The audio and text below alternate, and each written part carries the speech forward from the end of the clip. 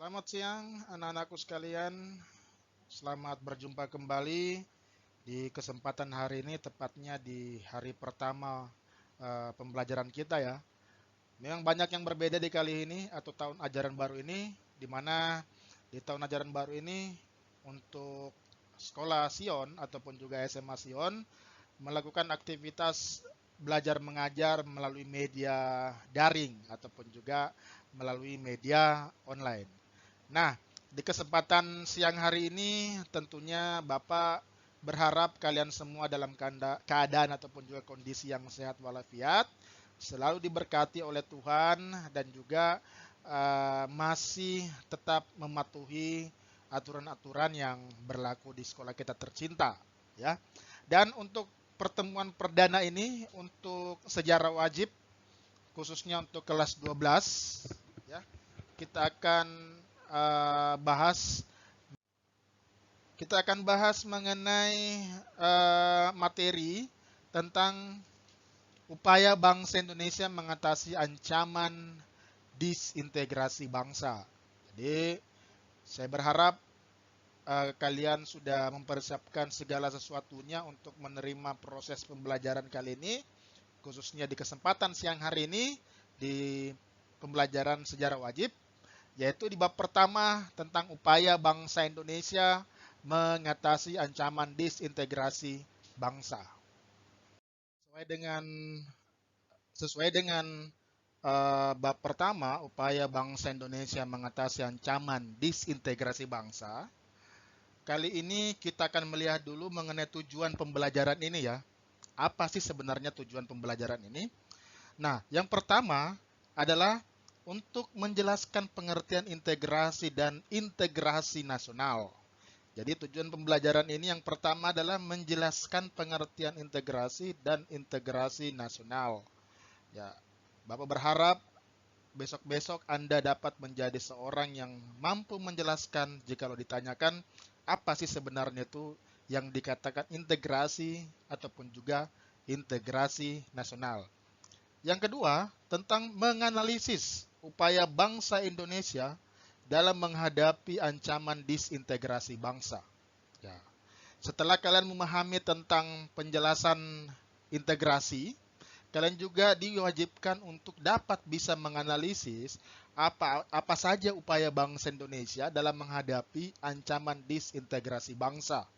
Nah, apa juga itu yang dimaksud dengan disintegrasi bangsa? Kita akan dapatkan dalam materi kali ini. Dan yang terakhir, tujuan dari pembelajaran ini adalah mengevaluasi peran dan nilai-nilai perjuangan tokoh nasional dan daerah dalam mempertahankan keutuhan negara dan bangsa Indonesia pada masa 1945 dan sampai dengan 1965, ya. Jadi untuk mengevaluasi peran dan nilai-nilai perjuangan tokoh nasional dan ataupun juga daerah dalam mempertahankan keutuhan negara dan bangsa Indonesia pada masa 1945 sampai dengan 1965. Baik, kita mulai langsung ke berikutnya tentang karakter yang dapat dikembangkan. Ya, anak-anakku sekalian, karakter yang dapat dikembangkan dalam pembelajaran kali ini adalah tentang gotong royong. Ya, kita ketahui bersama bahwa kurang lebih 3,5 abad bangsa kita ini dijajah oleh bangsa Belanda dan upaya-upaya dari masyarakat ataupun juga rakyat pada saat itu untuk melepaskan belenggu penjajahan. Nah, salah satu kuncinya adalah karakter yang harus berada di masyarakat ataupun juga dikembangkan dalam kehidupan sehari-hari adalah tentang gotong royong. Ya, bagaimana kita harus bergotong royong untuk mencapai suatu tujuan bersama. Ingat, fondasi Bapak bangsa kita adalah untuk selalu bekerja sama, saling bahu-membahu, agar dapat menemukan solusi terbaik dalam menyelesaikan suatu masalah. Yang kedua adalah tentang bersikap kritis. Jadi anak-anakku dapat bersikap kritis, mampu menjawab segala pertanyaan-pertanyaan yang akan diberikan oleh Bapak Ibu Guru ataupun juga masyarakat tentang cara ataupun juga upaya apa yang harus dilakukan oleh bangsa Indonesia dalam mengatasi ancaman disintegrasi bangsa. Jadi itu tadi ada dua karakter yang harus dikembangkan adalah sikap gotong royong kalian ataupun juga kerjasama, serta kalian mampu bersikap kritis dengan persoalan-persoalan yang akan kalian hadapi, terutama dalam materi kali ini tentang upaya bangsa Indonesia mengatasi ancaman disintegrasi bangsa. Baik, baik anak-anakku sekalian, kita akan masuk ke dalam poin A tentang integrasi untuk kedaulatan sebuah negara. Nah, sebelum kita masuk ke dalam materi yang lebih dalam, kita akan melihat dulu pengertian dari integrasi serta integrasi nasional.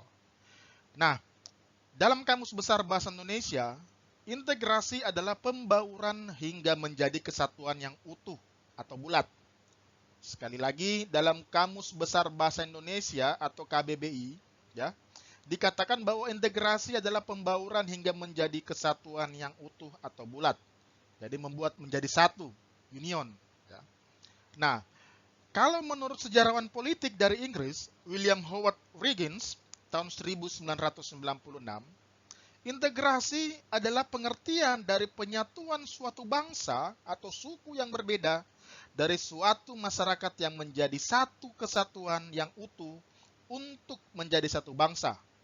Jadi beliau menekankan di sini bahwa walaupun berbeda-beda suku, walaupun berbeda-beda agama, walaupun berbeda-beda apapun juga jenisnya, tetapi ada kesamaan visi, ada kesamaan misi, dan juga ada kesamaan senasib sepenanggungan, maka integrasi itu diibaratkan atau diartikan bahwa penyatuan bangsa yang berbeda dari suatu masyarakat atau etnik menjadi satu kesatuan yang utuh untuk menjadi satu bangsa. Nah, itu adalah pengertian dari integrasi secara umum ya yang dijelaskan oleh Kamus Besar Bahasa Indonesia dan juga William Howard Riggins.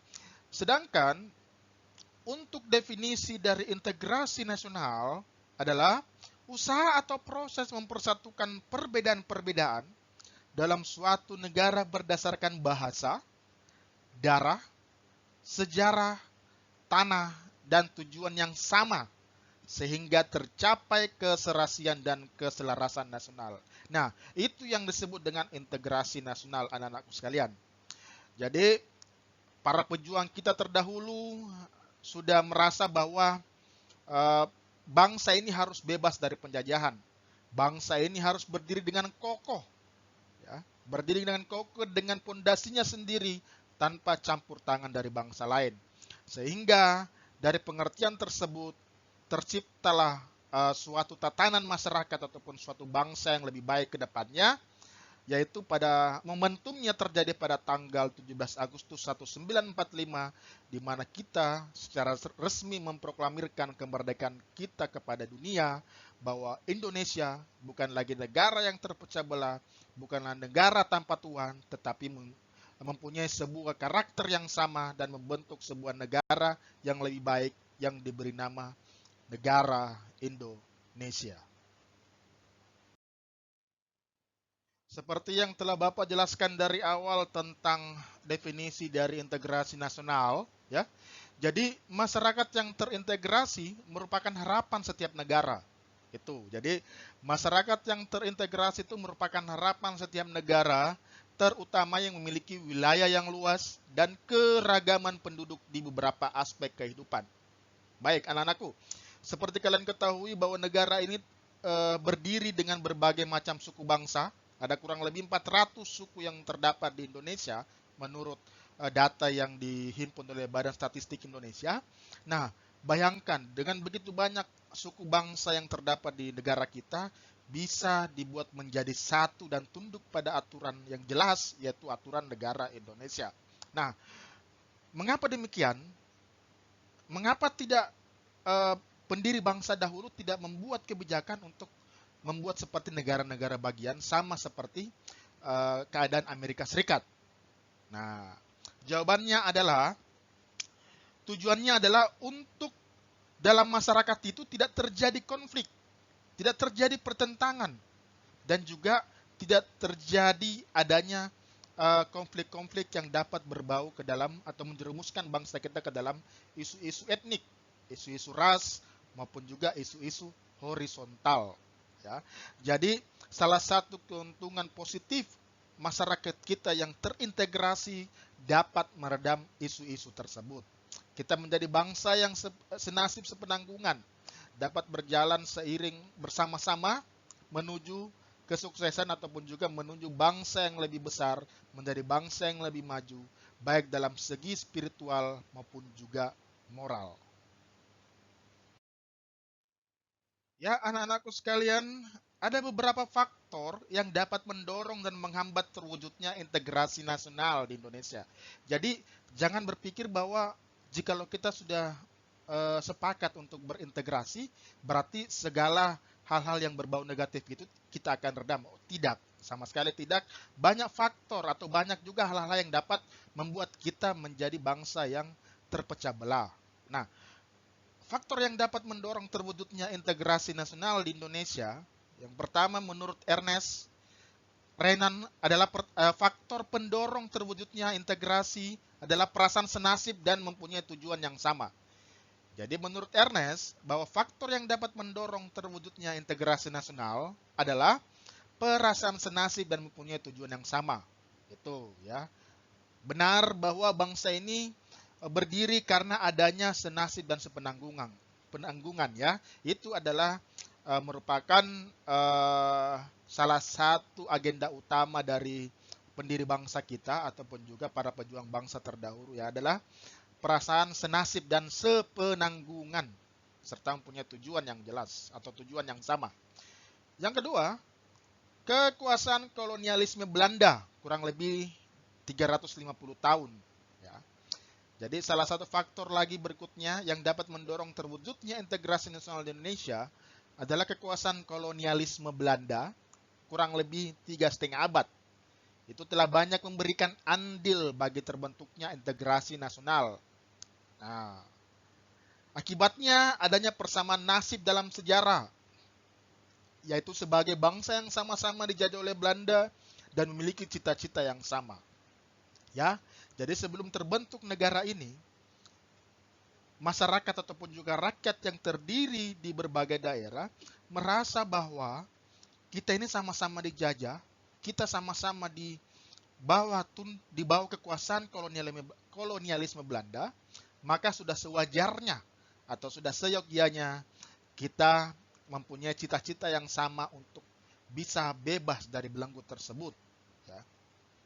Ketiga, keinginan bersatu. Nah, keinginan bersatu ini tertuang dalam Sumpah Pemuda tanggal 28 Oktober 1928. Jauh sebelum bangsa kita merdeka. Jadi adanya keinginan bersatu dari masing-masing etnis, ya, itu dipelopori oleh para pemuda dan telah menghasilkan yang dinyatakan dalam Sumpah Pemuda, dicetuskan juga pada tanggal 28 Oktober 1928. Itu faktor yang ketiga. Nah, sedangkan faktor yang keempat adalah rasa cinta tanah air dan bangsa yang diwujudkan dalam upaya memperoleh kemerdekaan.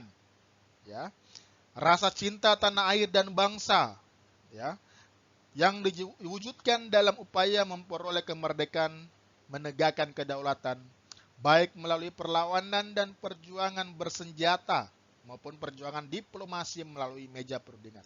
Jadi ketika bangsa kita menghadapi atau melawan bangsa penjajah ke negara kita atau ke bangsa kita terdahulu, itu tidak serta-merta hanya dengan mengangkat senjata, tidak serta-merta hanya melawan mereka dengan berperang, tidak. Ada juga beberapa faktor lain yang dilakukan oleh bangsa kita, yaitu melalui konferensi ataupun juga melalui diplomasi. Jadi berbagai faktor yang dilakukan oleh para pejuang bangsa kita, salah satunya adalah dengan memperjuangkan atau berperang melawan bangsa penjajah yang masuk ke Nusantara. Yang kedua adalah melalui meja perundingan ataupun juga yang disebut dengan perjuangan diplomasi. Nah, itu tadi adalah merupakan faktor yang dapat mendorong terwujudnya integrasi nasional.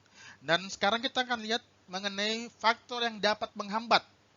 Jadi ada yang faktor mendorong terwujudnya integrasi nasional, ada pula yang disebut dengan faktor yang dapat menghambat terwujudnya integrasi nasional. Nah, apa saja yang menjadi faktor penghambat terwujudnya integrasi nasional?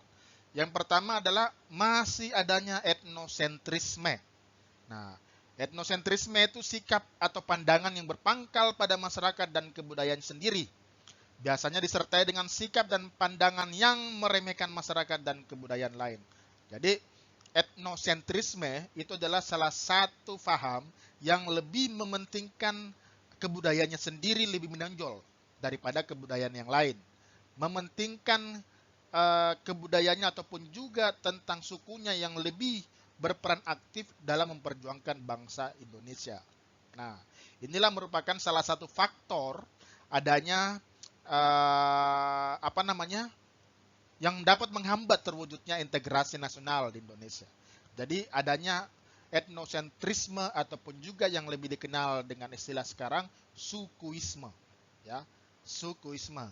Lebih mementingkan sukunya daripada suku orang lain, lebih mempedulikan sukunya daripada suku yang lain.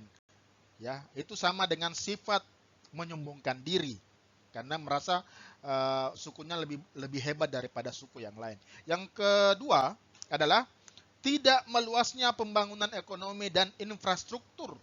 Nah, dewasa ini masalah pembangunan ekonomi dan infrastruktur adalah juga masalah yang terus kita hadapi bersama. Dari semenjak bangsa kita berdiri sampai sekarang pun juga masih banyak daerah-daerah yang tidak dilalui pembangunan ekonomi dan infrastruktur yang jelas. Ya.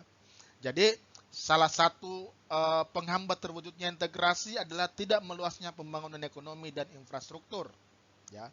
Pembangunan ekonomi dalam hal ini kurang meratanya tentang pendidikan. Banyak di daerah-daerah terpencil ataupun juga daerah-daerah yang kekurangan tenaga pendidik, maka anak-anak yang berada di daerah terpencil tersebut harus mau tidak bersekolah ataupun juga jikalau memang mereka mempunyai hati yang besar untuk bersekolah, mereka harus berjalan ribuan kilometer ataupun juga ratusan kilometer hingga dapat menemukan satu sekolah yang baik, ya. Yang berikutnya adalah infrastruktur. Infrastruktur ini masih sering juga kita dapati kendalanya tentang pembangunan jalan ataupun juga gedung sekolah. Banyak gedung-gedung sekolah yang terdapat di pedalaman yang tidak pernah diperbaharui dari segi fisiknya. Ya. Alat-alat yang memadai ataupun juga tenaga pendidik yang sangat terbatas dan akses jalan menuju ke tempat tersebut sangat sukar untuk ditemui. Banyak sekali kita temui di daerah-daerah, misalnya di Indonesia bagian timur, ya, yaitu tempatnya di Papua sana masih banyak infrastruktur yang belum tersentuh sama sekali. Masih banyak daerah yang belum menikmati infrastruktur. Beda dengan kita yang hidup di kota besar, ya. Jalan ke sana sudah ada transportasi yang siap menjemput kita. Baik itu transportasi yang melalui jasa online ataupun juga transportasi yang bisa kita temukan sehari-hari jikalau kita berada di tempat manapun juga. Nah, itu adalah dua hal yang dapat menghambat terwujudnya integrasi nasional di Indonesia, ya. Yang pertama, adanya etnosentrisme atau sukuisme serta tidak meluasnya pembangunan ekonomi dan infrastruktur. Ya, anak-anakku sekalian, kita masuk ke sub yang kedua, yaitu penyerahan kedaulatan Indonesia dan kembali ke bentuk negara kesatuan. Jadi setelah kita telah mendapatkan kemerdekaan kita sendiri pada tanggal 17 Agustus 1945, kita melakukan upaya-upaya yang lain untuk kedaulatan Indonesia dapat kembali ke tangan kita serta berbentuk negara kesatuan. Jadi dalam subtema yang kedua ini tentang penyerahan kedaulatan Indonesia dan kembali ke bentuk negara kesatuan. Nah, setelah Indonesia merdeka, bangsa kita sempat menjadi negara yang negara dengan terdiri dari berbagai macam negara-negara bagian, ya, atau dikenal dengan sebutan Republik Indonesia Serikat. Nah, pada tanggal 23 Agustus 1949, diadakan konferensi meja bundar, ya. Itu sampai dengan 2 November 1949. Jadi pada tanggal 23 Agustus 1949 sampai dengan 2 November 1949 itu diadakan KMB di Den Haag ataupun juga di negara Belanda. Nah, hasilnya salah satunya ialah Belanda menyerahkan kedaulatan bangsa Indonesia dalam bentuk Republik Indonesia Serikat. Jadi Belanda ini masih saja ngotot untuk menjadikan negara kita adalah negara jajahannya. Karena dia melihat bahwa potensi bangsa kita itu dari sumber daya alamnya sangat kaya, sangat luar biasa banyak. Ya. Sehingga bangsa membentuk satu negara boneka yang dikenal dengan sebutan Republik Indonesia Serikat. Nah, tanggal 15 Desember 1949 diadakan pemilihan Presiden Republik Indonesia Serikat. Nah, calonnya cuma satu, atau mono ataupun juga tunggal, yaitu Insinyur Soekarno. Ketika diadakan pemilihan, keesokan harinya, Presiden Soekarno terpilih menjadi Presiden Republik Indonesia. Baru diambil sumpahnya pada tanggal 17 Desember di tahun yang sama, ataupun juga di tahun 1949. Keesokan harinya pun, pada 2 hari setelah itu, 20 Desember 1949, Kabinet RIS yang pertama di bawah Muhammad Hatta selaku Perdana Menteri dilantik oleh Presiden Soekarno. Jadi salah satu syarat menjadi negara bagian itu ada presiden dan juga ada Perdana Menteri. Ya. Begitu halnya dengan negara-negara bagian yang lain. Kalau di Amerika, mereka tidak kenal dengan istilah mereka tidak mengenal dengan istilah Perdana Menteri, tapi mereka mengenal dengan istilah gubernur. Yang menjadi pemimpin negaranya yang tertinggi yaitu presiden. Sedangkan untuk pemimpin negara bagiannya adalah gubernur. Beda halnya dengan di Inggris. Inggris pun demikian, ya. Kalau di Inggris mereka menggunakan yang disebut dengan Perdana Menteri. 23 Desember 1949, Muhammad Hatta memimpin delegasi RIS berangkat ke Belanda untuk menandatangani piagam penyerahan dan pengakuan kedaulatan dari pemerintahan Belanda. Jadi pada tanggal 23 Desember, Hatta diutus oleh Presiden kala itu, yaitu Presiden Soekarno, untuk memimpin delegasi RIS ke Belanda, menandatangani piagam penyerahan dan pengakuan kedaulatan dari pemerintahan Belanda. Ya. Berikutnya, pada tanggal 27 Desember 1949, baik di Indonesia ataupun juga di Belanda, diadakan penandatanganan naskah penyerahan dan pengakuan kedaulatan. Ya, jadi ada 2 tempat terjadi penandatanganan penyerahan kekuasaan dan kedaulatan bangsa kita. Yang pertama di Belanda, diwakili oleh Muhammad Hatta, dan juga yang berada di Indonesia. Ya. Di Belanda itu terjadi di ruang tahta Amsterdam, yaitu Ratu Juliana. Ya. Nah, yang menghadiri pada saat itu adalah Perdana Menteri Belanda Dr. Willem Drees. Ada juga yang dikatakan dengan Menteri Seberang Lautan Belanda Mr. A.M. J.A. Sassen, serta Ketua Delegasi Indonesia Muhammad Hatta bersama-sama membubuhkan tanda tangan pada piagam penyerahan dan pengakuan kedaulatan kepada RIS. Itu yang terjadi di Belanda. Ya, dihadiri oleh tokoh-tokoh penting negara Belanda serta juga diwakili oleh Perdana Menteri kala itu, yaitu Dr. Andes Muhammad Hatta. Nah, apa yang terjadi di Indonesia sama halnya seperti yang di Belanda. Ya, nah di Indonesia pada waktu yang sama di Jakarta, yang menandatangani berita tersebut adalah Sri Sultan Hamengkubuwono ke-9 dan Wakil Tinggi Mahkota Belanda, A.H.J. Loving. Nah, mereka berdua membubuhkan tanda tangan mereka pada naskah penyerahan dan pengakuan kedaulatan. Nah, hal ini menandakan bahwa secara formal Belanda mengakui kedaulatan penuh suatu negara Indonesia di seluruh bekas wilayah Hindia Belanda. Tidak termasuk Papua, ya. Tidak termasuk Papua. Jadi sekali lagi ditekankan di sini secara formal Belanda mengakui kedaulatan penuh suatu negara Indonesia di seluruh bekas wilayah Hindia Belanda, tidak termasuk Papua. Nah, dengan demikian, secara resmi berakhirlah Perang Kemerdekaan Indonesia. Jadi setelah penandatanganan itu, maka secara resmi berakhirlah Perang Kemerdekaan, memperebutkan kemerdekaan kita. Ya. Tetapi pada hakikatnya, penandatanganan itu adalah untuk pengakuan Belanda terhadap kedaulatan bangsa Indonesia sendiri atas wilayah nasionalnya yang dalam hal ini diwakili oleh RIS. Ya. Jadi Belanda hanya mengakui Indonesia itu menjadi negara bagian, tidak bisa menjadi negara kesatuan. Nah, Republik Indonesia Serikat terdiri dari 16 negara bagian kala itu. Ya, ada beberapa negara-negara yang lain, yaitu adalah Sumatera Timur, negara Sumatera Selatan, negara Pasundan, dan negara Indonesia Timur.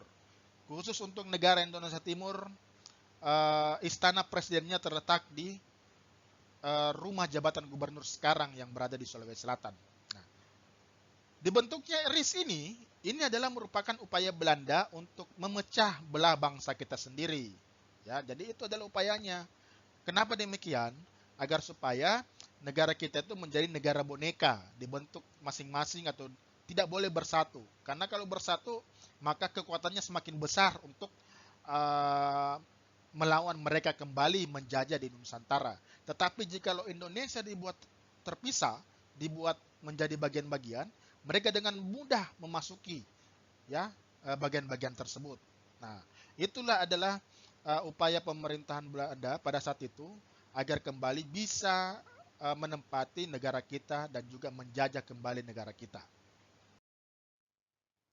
Ya, itu tadi pengertian dari integrasi dan integrasi nasional. Bagaimana sejarahnya bangsa kita menjadi suatu negara yang berintegrasi dan juga tunduk pada aturan-aturan yang telah disepakati bersama. Walaupun kita ketahui bersama bahwa Belanda tujuan utamanya bukan untuk mengakui kedaulatan kita, tetapi hanya ingin menjadikan kita menjadi negara boneka mereka sehingga mereka bisa kembali menjadi negara ini. Berikutnya, kita akan masuk ke dalam upaya bangsa Indonesia mengatasi ancaman disintegrasi bangsa. Jadi tadi kita sudah tahu tentang apa itu yang dikategorikan atau apa yang didefinisikan menjadi dengan sebutan integrasi. Sekarang kita akan melihat definisi dari disintegrasi bangsa. Ya.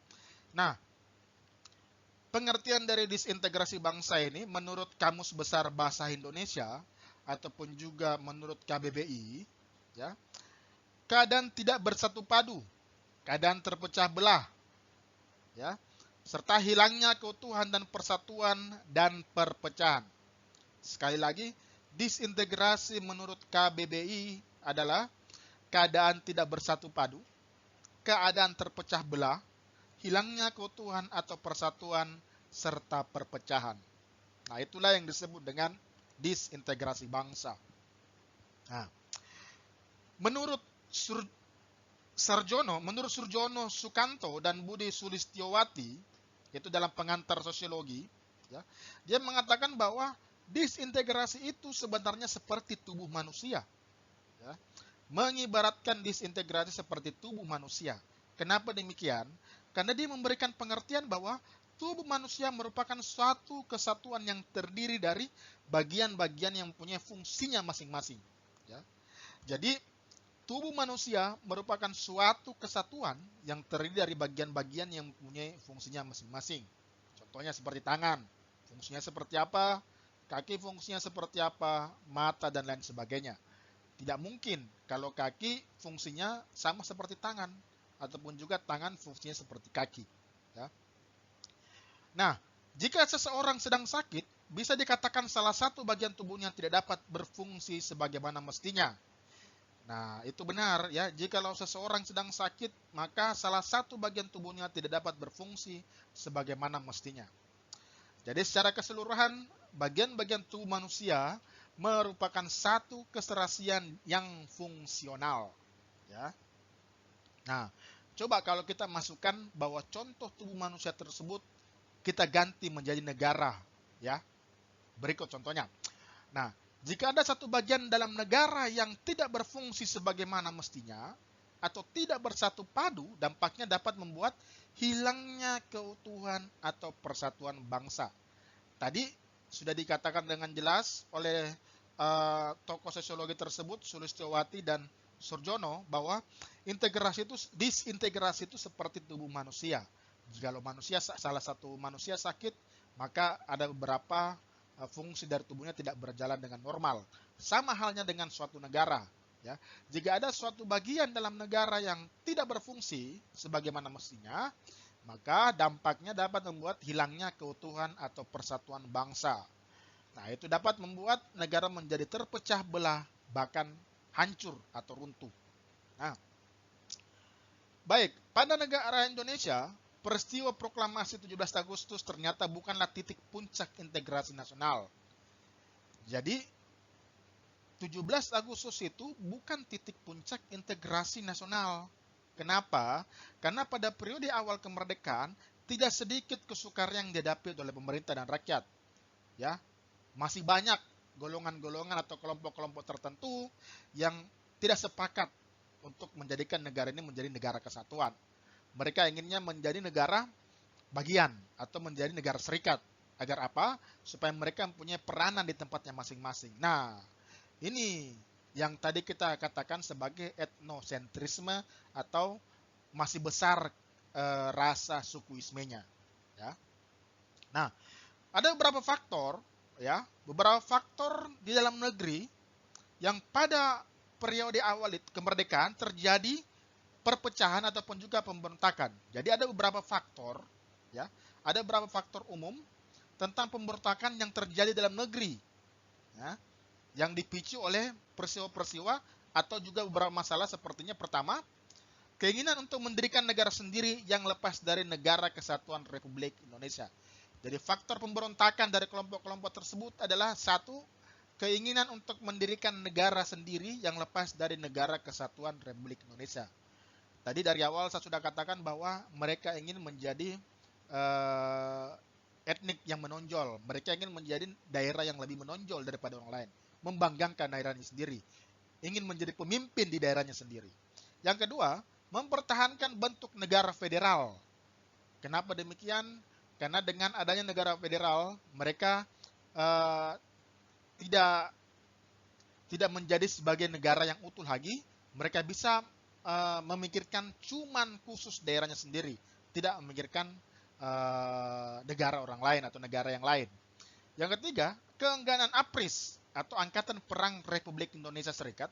Jadi dulu bukan namanya TNI ya. Pada zaman setelah terbentuknya RIS, maka Angkatan Perang kita itu namanya APRIS.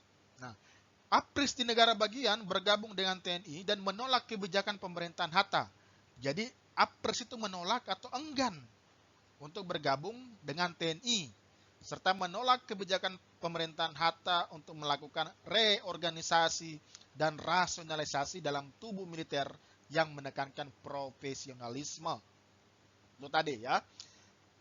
Keengganan APRIS di negara bagian bergabung dengan TNI dan menolak kebijakan pemerintahan Hatta untuk melakukan reorganisasi dan rasionalisasi dalam tubuh militer yang menekankan profesionalisme. Itu tadi ada 3 faktor yang memicu pemberontakan dalam negeri agar kita masih tetap berpisah menjadi negara-negara bagian. Itu hanya 3 ya, sebenarnya masih banyak faktor lain yang mungkin bisa kita temukan atau dapat literaturnya di buku-buku lain. Tetapi untuk buku ini hanya menguraikan 3 faktor tersebut. Ya, jadi anak-anakku sekalian, itu tadi materi tentang pengertian integrasi dan disintegrasi bangsa. Saya berharap atau Bapak berharap kalian sudah memahami dan juga bisa menyimpulkan kembali apa yang dimaksud dengan integrasi nasional serta disintegrasi. Ya, dari awal Bapak sudah menekankan tentang pengertian dari integrasi dan integrasi nasional dan juga tentang disintegrasi bangsa ini.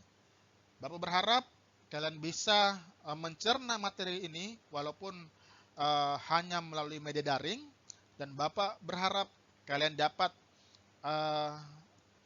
mempelajarinya dan menjadi modal untuk ujian nanti. Ya. Sebelum Bapak mengakhiri materi kita hari ini, Bapak berharap semua yang mendengarkan penjelasan Bapak dari awal sampai akhir tadi di kelas IPS, khususnya untuk kelas 12 IPS, dapat lengkap semua. Jikalau ada yang sakit ataupun juga yang berhalangan, mohon hubungi KBS Sejarah Minat, sama seperti waktu di kelas 11 terdahulu, agar sebelum masuk ke pengerjaan soal latihan, saya bisa tahu bahwa ini yang sakit, ini yang absen. Baik, akhir kata selamat siang, selamat mengerjakan soal-soal latihan saya akan berikan hari ini. Mohon dikumpulkan sesuai dengan jam berakhir pembelajaran Bapak di kelas kalian. Salam hangat, Tuhan Yesus berkati. Sampaikan juga salam hormat saya kepada kedua orang tua kalian. Selamat siang.